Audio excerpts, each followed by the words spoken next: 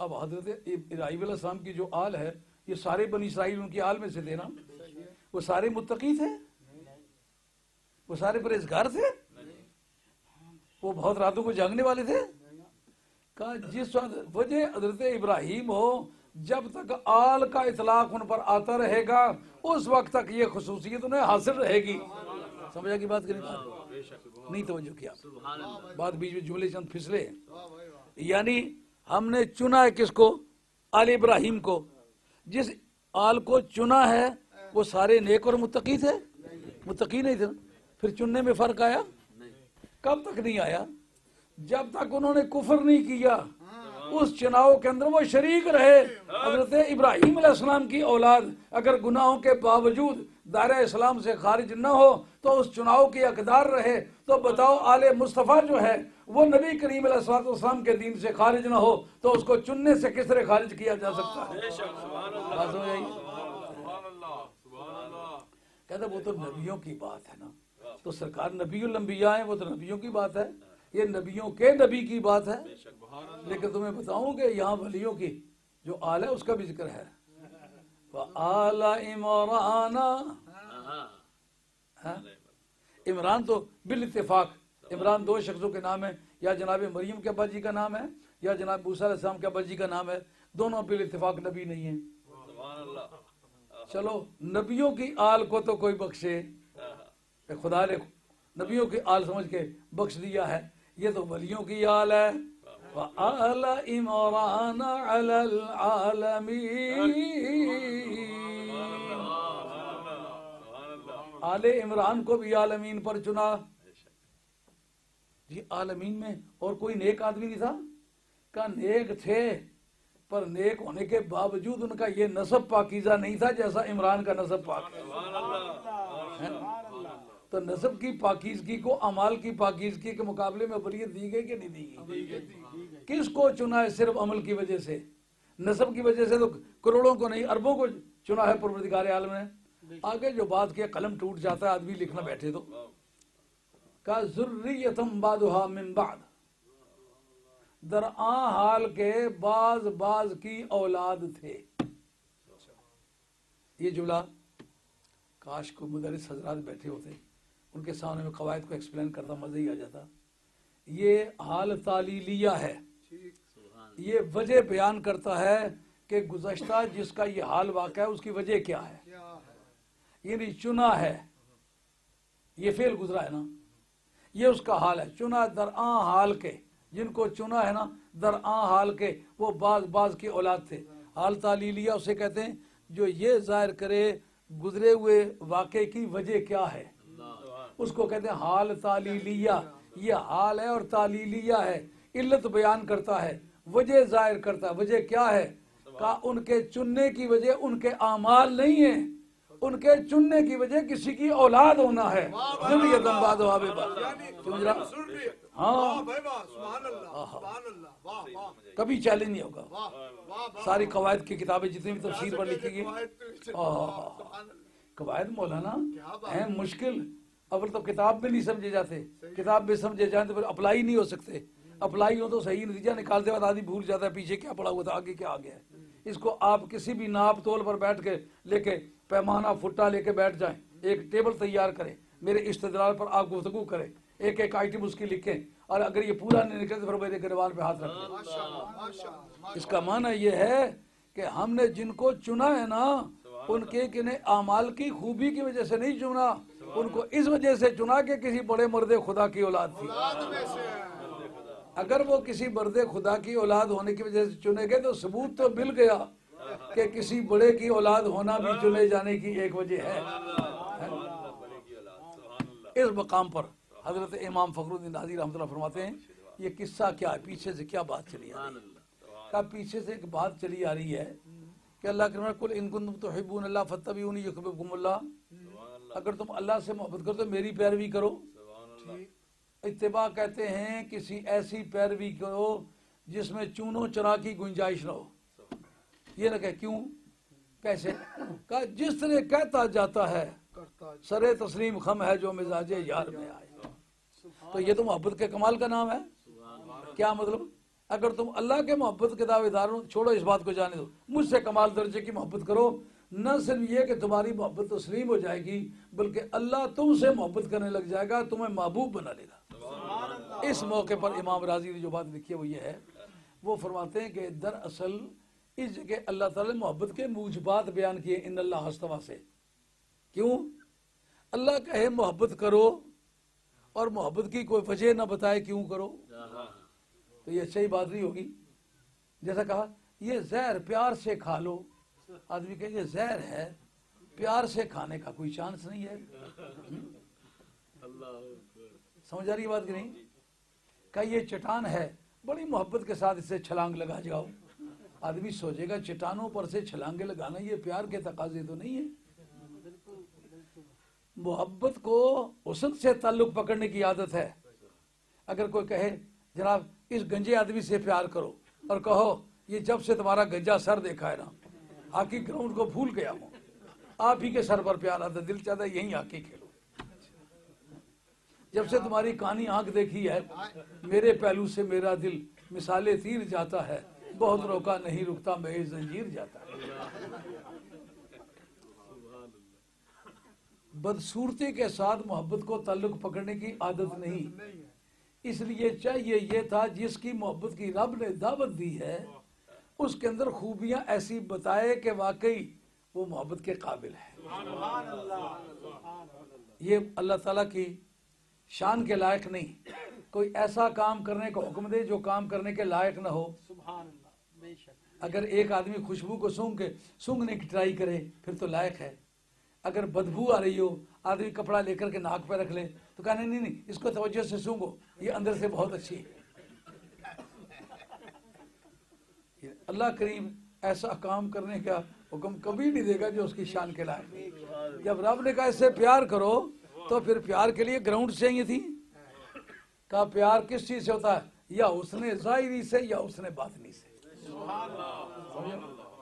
اب اس پر گفتگو کی امام راضی نے کہا جن کو کہتے ہیں انبیاء، وہ اپنے صفات ظاہریہ میں بھی ساری سوسائٹی سے بے مثل ہوتے ہیں، اور اوصاف باطنیہ میں بھی ساری سوسائٹی سے بے مثل ہوتے ہیں، ان کی مثل کوئی نہیں ہوتا، اس لیے ان کی موجودگی میں کسی دوسرے کے ساتھ پیار ہونے کا چانس نہیں ہوتا، اس لیے رب نے کہا ان سے پیار کرو۔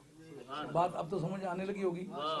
اب اس پر گفتگو کرتے ہیں کہ نبیوں کی ظاہری قوتیں بھی بے مثل ہوتی ہیں۔ سرکار تاجدار مدینہ علیہ السلام نے فرمایا اقیموا صفوفکم فإنی انظر الیکم من وراء ظہری، جب میرے پیچھے صفیں باندھ کے کھڑے ہوا کرو تو صفوں کو سیدھا رکھا کرو اور رکوع و سجود ضابطے اور قاعدے کے مطابق کیا کرو۔ اقیموا صفوفکم فإنی انظر الیکم من وراء ظہری، کیونکہ میں جس طرح آگے دیکھتا ہوں اسی طرح پیچھے بھی دیکھتا ہوں۔ اب دنیا میں دیکھنے والی آنکھیں تو بے شمار ہوں گی، لیکن آگے اور پیچھے ایک ہی رفتار سے دیکھے، یہ صرف چشم مصطفیٰ کا کردار ہے۔ کیسے پیار کرو، ظاہری صفات میں بھی بے مثل ہے، اور حضرت نبی کریم رؤوف الرحیم صلی اللہ تعالیٰ علیہ وآلہ وسلم نے حضرت موسیٰ علیہ السلام کے واقعات کا ذکر کرتے ہوئے کہا کہ ایک مرتبہ جو آپ نے تجلیات باری تعالیٰ کو پہاڑ کی چوٹیوں پر گرتے ہوئے دیکھا تو 70 میل کی دوری پر اندھیاری رات میں پتھر پر چلنے والی چونٹی کو آپ دیکھ لیا کرتے تھے۔ نبی کی ظاہری نگاہ بھی اتنی تیز ہے کہ 70 میل کی دوری پر اندھیاری رات میں چلنے والی چونٹی نبی کو نظر آ رہی ہے۔ یہ نبی کے دیکھنے کی طاقت ہے۔ حضور فرماتے ہیں جس طرح میں آگے دیکھتا ہوں اسی طرح میں پیچھے بھی دیکھتا ہوں۔ یہ نہ سمجھو کہ آگے نماز پڑھا رہے ہیں پیچھے کیا پتا کہ کوئی کیسے رکوع کرتا ہے، نہیں، مجھے پتا ہے کہ کوئی کیسے رکوع کرتا ہے۔ سنبھل کے قدم رکھنا ہے، سنبھل کر قدم رکھنا عاشقو، راہ محبت ہے، کہیں ایسا نہ ہو سارا سفر بیکار ہو جائے۔ اب اس کے بعد نبیوں کے سونگنے کی طاقت، حضرت یعقوب علیہ السلام قرآن بیان کرتا ہے فَلَمَّا فَصَلَتِ الْعِیرُ، جس قافلہ مصر سے چلا، ادھر کنعان میں حضرت یعقوب علیہ السلام اپنے صاحبزادگان سے کہتے ہیں انی لاجد ریح یوسف لولا ان تفندون. آج اگر تم مجھے سٹھایا ہوا نہ کہو، آج اگر پاگل نہ کہو، مجھے یوسف کی خوشبو آ رہی ہے. اور 84 برس کے بچھوڑے کے بعد قوم اس پر شہادت پیش کر چکی ہے، اس کو بھیڑیے کھا گئے. یہ سب کچھ ہو چکنے کے بعد نبی کہتا ہے انی لاجد ریح یوسف، آج مجھے یوسف کی خوشبو آ رہی ہے. لولا ان تفندون، اگر مجھے پاگل نہ سمجھو میں ضرور کہوں گا مجھے خوشبو آ رہی ہے. انہوں نے یقین کو ظاہر کرنے کے لیے کیا بات کہی؟ تاللہ تفتأ تذکر یوسف حتی تکون حردا او تکون من الہالکین. تم یوسف کا اس کثرت سے ذکر کرتے ہو کہ تم عنقریب بیمار ہو جاؤ یا ہلاک ہو جاؤ. ان کا کچھ بھی کہو مجھے یوسف کی خوشبو آ رہی.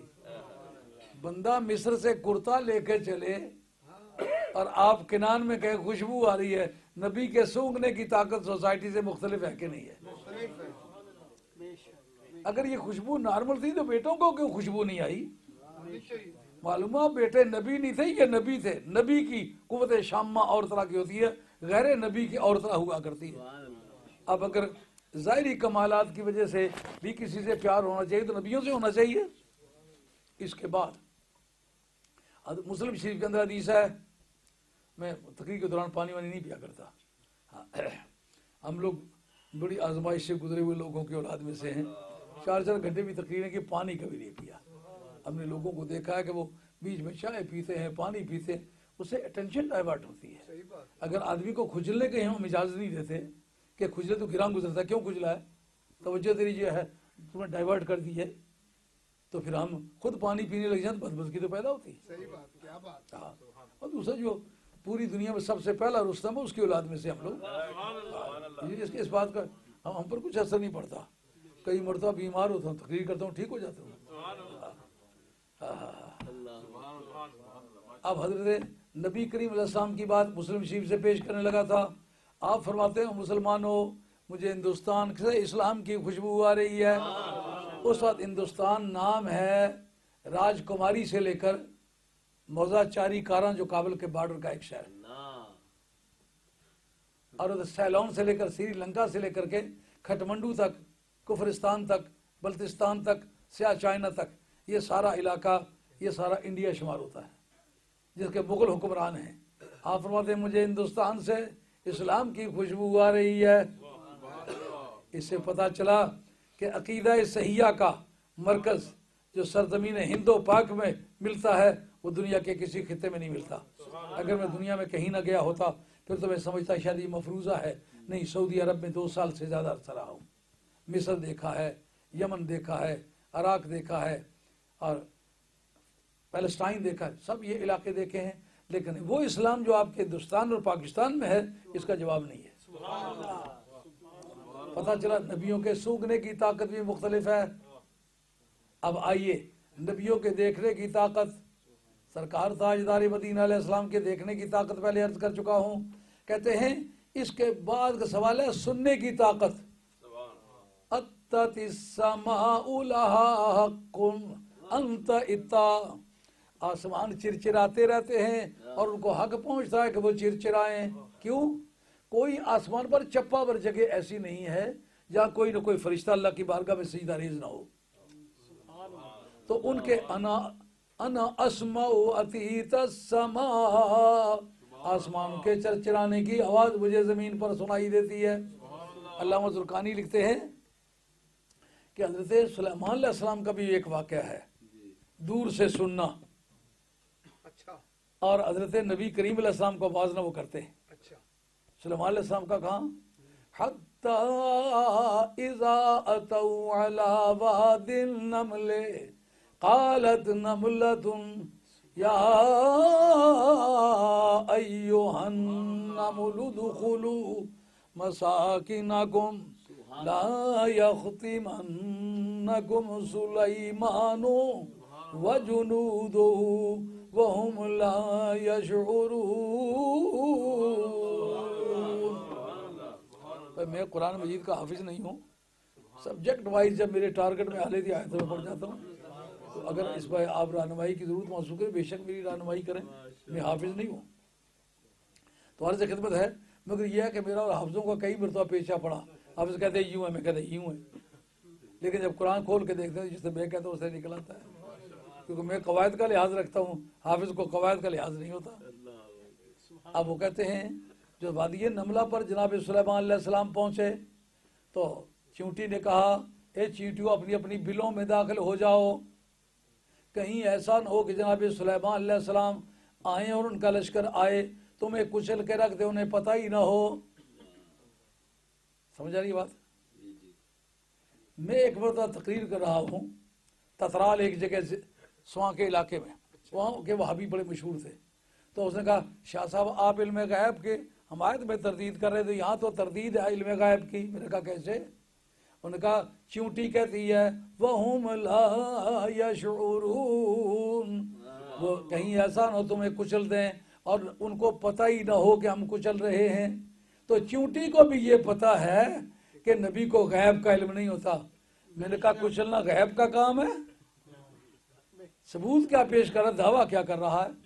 مگر مجھے یہ بتا کہ یہ عقیدہ چونٹی کا ہے، سلیمان کا ہے، خدا کا ہے، کس کا عقیدہ ہے؟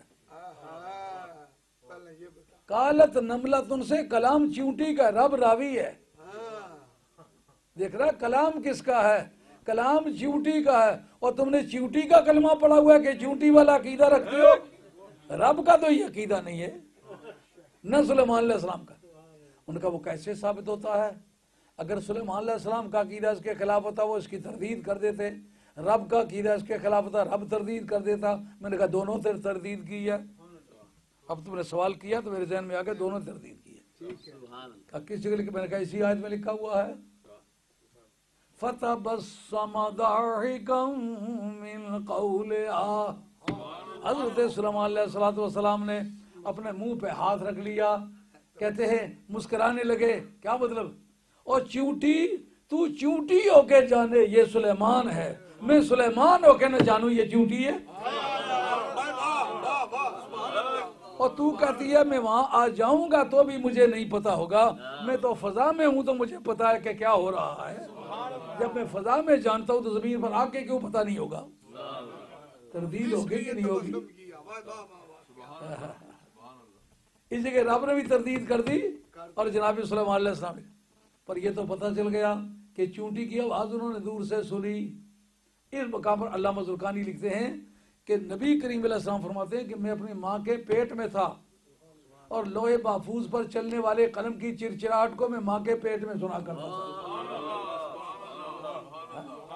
سننے کی طاقت بھی نبیوں کی مختلف ہوئی کہ نہ ہوئی؟ اچھا، اس کے بعد چکھنے کی طاقت۔ غزوہ خیبر سے سرکار واپس تشریف لا رہے، یہودن نے سری پائے کے گوشت میں زہر ملایا، سرکار کی خدمت میں پیش کر دیا، سرکار نے کھا لیا۔ سرکار فرماتے یخبرنی ھذا الذراع بانہ مسموم، یہ سری پائے کا گوشت مجھے کہہ رہا ہے مجھ میں زہر ملا ہوا ہے، یہ گوشت مجھ سے باتیں کرتا ہے۔ اب قوت گویائی یہ اس میں کس طرح آ گئی گوشت میں، اور وہ باتیں کرتا ہے کس سے؟ میری قوت ذائقہ سے۔ میری قوت ذائقہ کو باتیں سمجھنے کی عادت ہے۔ نبیوں کی قوت ذائقہ بھی سوسائٹی سے مختلف ہوئی کہ نہ ہوئی؟ اب مس کرنے کی طاقت، چھونے کی طاقت، ایسے چھوا۔ امام عبد الکریم شارستانی کتاب الملل میں نحل کے اندر جناب سیدہ کا شان بیان کرتے ہوئے لکھتے ہیں کہ ایک مرتبہ جناب سیدہ بیٹھی تنوری سے روٹیاں لگا رہی ہیں، اور تنوری سے روٹیاں لگا رہے، سرکار کا پاس سے گزر ہوا، سرکار نے شفقت کا فاطمہ تیرا رنگ سرخ سرخ نظر آتا، تو سائے میں بیٹھ جا، تیری روٹیاں میں لگاتا۔ کہا ابو جی نہیں، میں خود ان کا نہیں، یہ تیری تکلیف مجھ سے نہیں دیکھی جا سکتی، تم سائے میں بیٹھ جاؤ، تیری روٹیاں میں لگاؤں۔ اور کبھی کسی بیگم کی روٹیاں سرکار نے لگائی ہیں؟ کسی امتی کی لگائی ہیں؟ خاندان کے کسی فرد کی لگائی ہیں، اگر روٹیاں لگائی ہیں تو خاتون نے جنت کی روٹیاں لگائی۔ اب روٹیاں لگا کے دونوں باپ بیٹی سائے میں بیٹھ کے انتظار کرنے لگے۔ جناب سیدہ بچیوں کو اپنے کھانے پکانے کے ساتھ جو لگا ہوتا نا، وہ جھانکتی تاکتی ہیں کیا ہوا ہے، کتنا ہوا ہے، کیسے ہوا۔ وہ جا کر کے جھانکتی ہے نوری میں، دیکھتی کہ روٹیاں پکی نہیں ہیں، پھر آ کے بیٹھ جاتی، تھوڑی دیر کے بعد پھر اٹھ کے جاتی ہیں۔ صاحب کیوں بار بار اٹھ کے جاتی ہوں؟ کہا یا رسول میں دیکھنا چاہتی ہوں پکی کہ نہیں۔ پھر دیکھ کے پھر بار بار گئی آئیں، نہ وہ پکی نہ وہ گری۔ عرض کرتے ہیں یا رسول اللہ نہ پکتی ہیں نہ گرتی ہیں۔ ان کا پکیں جب یہ گرم ہوں، اور گرم جب ہوں جب میرے ہاتھ نہ لگے ہوئے ہوں۔ جس کو میں پیار کے ہاتھ لگا دوں اس کو دنیا کی آگ تو کیا جہنم بھی آگ بھی گرم نہیں کر سکے گی۔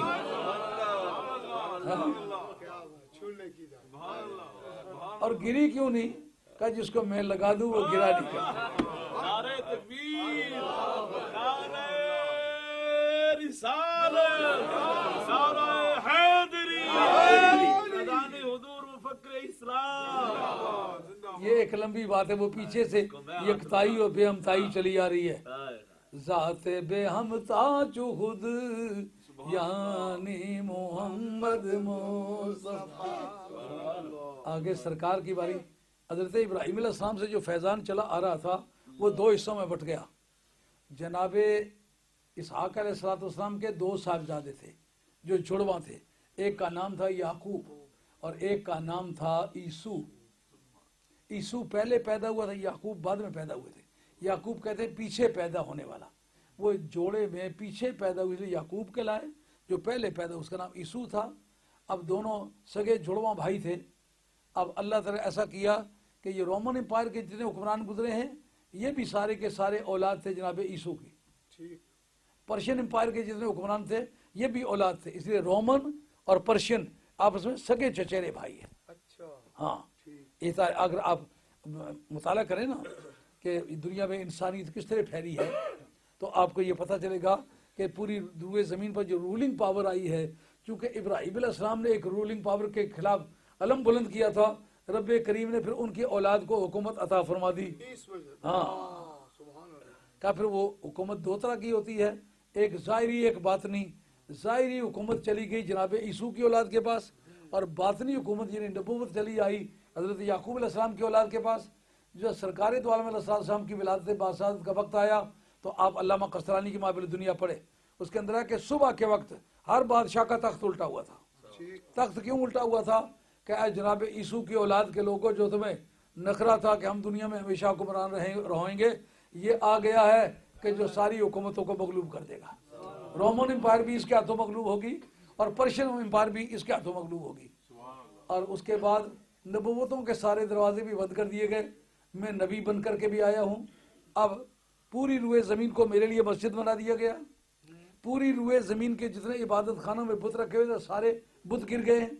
پوری روئے زمین کے بت سرکار کی ولادت والی تاریخ گرے ہیں۔ قرآن کے نازل ہونے کے وقت گرے، لیلۃ القدر کے وقت گرے، معراج کی رات کے وقت گرے۔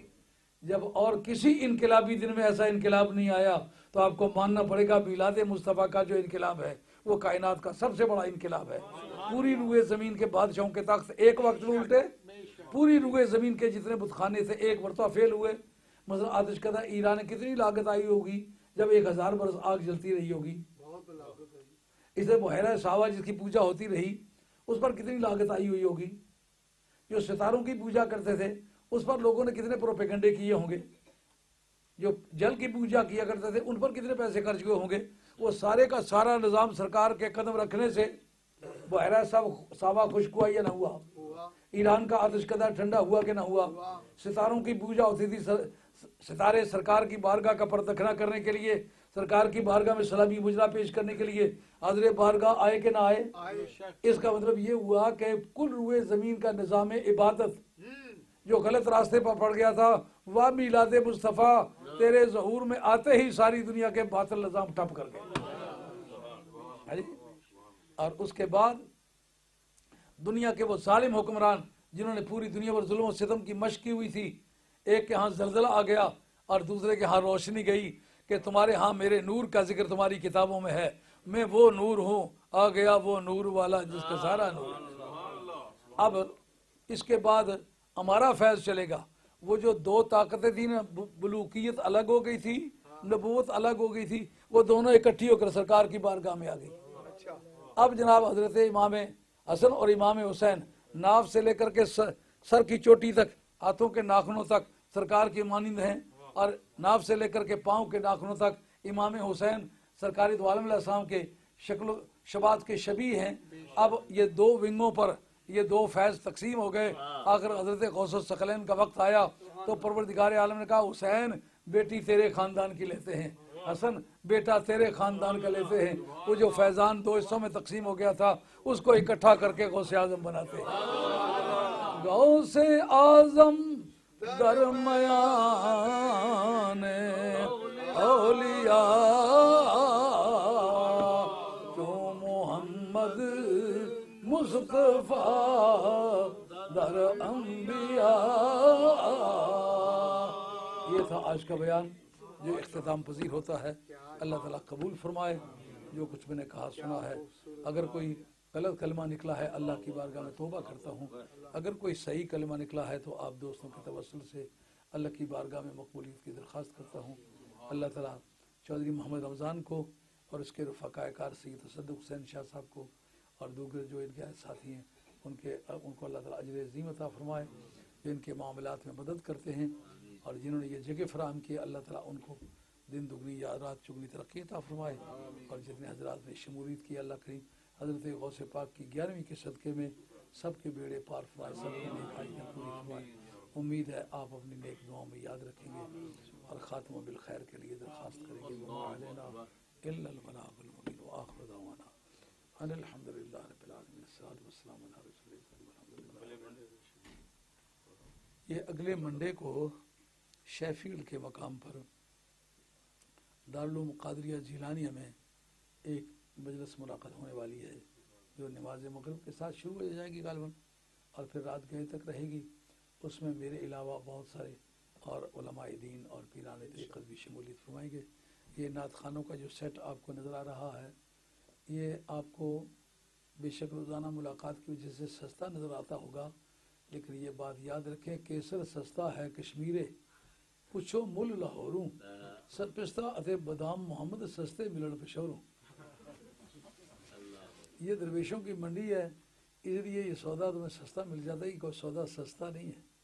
ان میں سے کسی ایک آدمی کو بھی آپ بلانے کے لیے جائیں نا تو آپ کو پتہ چلے کہ کافی مہنگا کام ہے، مگر اللہ انہیں خوش رکھے جہاں کہیں ہم ان کو تکلیف دیتے ہیں، یہ ہماری درخواست پر یا تشریف لاتے ہیں۔